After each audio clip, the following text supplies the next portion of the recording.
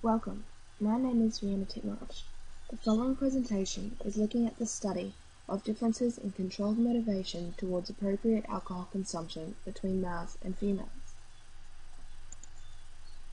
Australian alcohol consumption statistics of 2001 show that 61.5% of the 15,751,008 people over the age of 18 had consumed alcohol in the last week.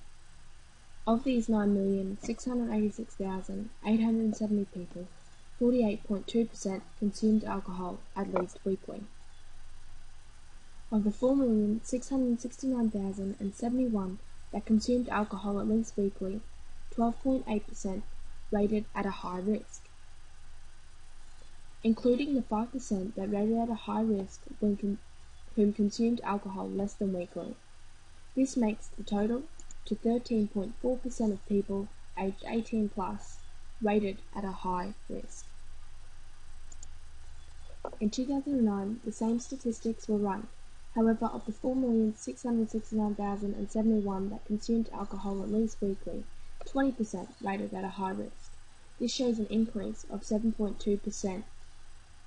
Also, a high risk elevation of 0.4% showed in those that consumed alcohol less than weekly, giving a total of 20.9% of people aged over 18 years being deemed as at a high risk. This is an increase of 7.5% in 8 years.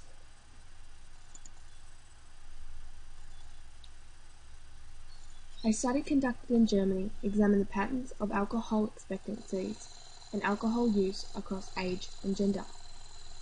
The participants consisted of males and females ranging in age from 18 to 59 years old. Within this age range, 5 different age groups were implemented. Participants were asked to complete a comprehensive alcohol expectancy questionnaire. Data was then collected. Data collected consisted of acquiring each participant's number of drinking days per month and number of drinks per drinking day. The study found that social assertiveness and sexual enhancement were found to be strong in younger males and females, however was not prominent in the older age groups. However, tension reduction and impairment showed strong for those over 30 years of age, but was not prominent in younger age groups. Age-related changes in expectancies was also moderated by gender. The purpose of the following study was to see if controlled motivation shows differently between genders in relation to appropriate alcohol consumption through the use of the treatment self-regulation questionnaire. The null hypothesis states that there is no significant difference between genders, and the alternative hypothesis is that there is a significant difference between genders. 51 university students participated in this study. All participants were required to complete the treatment self-regulation questionnaire. The main focus of the study was to examine controlled motivation across appropriate alcohol consumption, which meant focusing on questions 2, 4, 7, 9, 12 and 14 of the questionnaire. These questions were related to self-acceptance and peer acceptance. Once the questionnaire data was collected and specific questions were highlighted, data was split into male and female, combining all scores within all 6 questions across both genders. A t-test assuming equal variance was conducted to find any significant difference, and a significant difference was determined if the p-value was greater than 0.05. As you can see in the table, data collected showed a p-value of 0.07, meaning that no significant difference was found between males and females, and their control motivation towards appropriate alcohol consumption. As there was no significant difference found, the null hypothesis is accepted. Reasoning behind the no significant difference may be reflected upon the limitations of this study. These limitations include a large range of age, being that participants ranged from an age of 18 through to 45 years.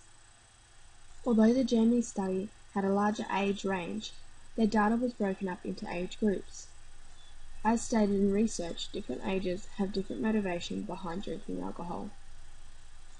Also, there was only a small population of collected data, which also may have affected results. As most research is done in America or other larger populated countries, there is very little research conducted on the Australian population. These are aspects future studies may wish to take into account. In conclusion, although this study provided no significant difference, it has provided a base support for future studies. Again, if this area is wished to be explored in the future, researchers may wish to take into account the limitations of this study that were mentioned earlier. As stated previously, practical implications are beneficial for future researchers, as this study has provided a foundation to build from. If repeated, with limitations taken on board, results may be able to be used in responsible alcohol education classes and posted as more recent statistics. The next two slides list the references used within this study.